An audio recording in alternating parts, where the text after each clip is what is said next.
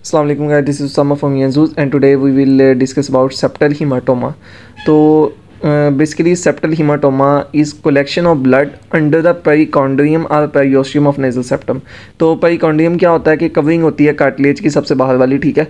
और हमें पता कि कार्टिलेज की अपनी कोई ब्लड सप्लाई नहीं होती, तो कार्टिलेज अपनी ब्लड सप्लाई कहाँ से लेता है? पेरिकॉन्ड्रियम से। तो जब पेरिकॉन्ड्रियम और उसके दरमियान कार्टिलेज के दरमियान एक कलेक्शन ऑफ ब्लड हो जाएगी, ठीक है, तो वहाँ ऑब्स्ट्रक्शन हो जाएगी, तो आगे जो कार्टिलेज है वो न्यूट्रिशनल डेप्रीवेशन की तरफ चले जाएगा, ठीक है। तो जाहिर बात से ब्लड ही नहीं पहुँचेगा सही तरह। तो बेसिकली ये है सेप्टल हीमाटोमा। आगे इसकी हम काजेज़ देख लेते हैं। तो basically septal haematoma nasal trauma या सेप्टल इंजरी से हो सकता है, ठीक है। और ब्लीडिंग डिसऑर्डर्स अगर जिसमें हो तो उसमें ये स्पॉन्टेनियसली खुद ब खुद ही हो जाता है, ठीक है। क्लिनिकल फीचर्स की बात करें तो बायलेटरल नेज़ल ऑब्स्ट्रक्शन इसके अंदर हो जाती है, ठीक है।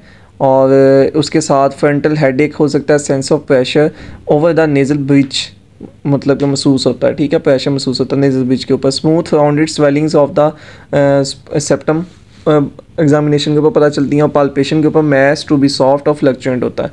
ट्रीटमेंट की बात करें तो एस्पायरेशन करो with white Bose trial needle अगर स्मॉल हीमाटोमा है, और अगर लार्ज हीमाटोमाज हैं, ठीक है, तो इंसीजन करो या और ड्रेनेज करो by a small anterior posterior incision, ठीक है।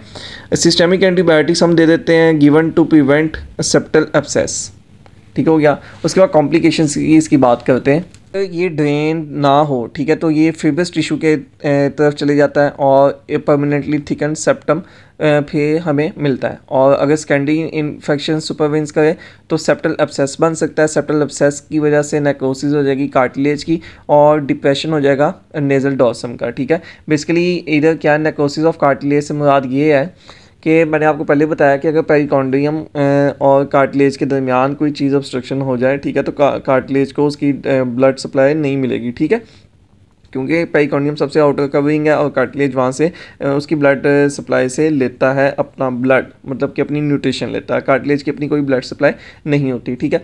तो जब वहाँ एक किस्म का वो क्या उसे कहते हैं ऑब्स्ट्रक्शन हो जाएगी ना पेरिकॉन्ड्रियम और कार्टिलेज के दरमियान, तो वहाँ सेप्टल एब्सेस एक किस्म का बन गया और नेक्रोसिस हो जाएगी कार्टिलेज की, क्योंकि कार्टिलेज को अपना न्यूट्रिशन नहीं मिलेगी, जिसकी वजह से कार्टिलेज अब अगर भुरभुरियाँ ख़त्म सी हो जाएगी, तो वहाँ जो नोज़ आपकी बाहर को निकली होती है खुदा न मतलब कि एक पेशेंट की, तो खुदा न खास्ता अगर उसका नहीं किया प्रॉपर ट्रीटमेंट ऐसे होगा तो वो फिर ज़ाहिर बुरा सा कार्टिलेज हो जाएगा, तो ख़त्म हो जाएगा, या नेक्रोसिस और कार्टिलेज एक किस्म की हो जाएगी, तो बाद में फिर डिप्रेशन ही हो जाएगा ना नेज़ल डॉर्सम का, ठीक है।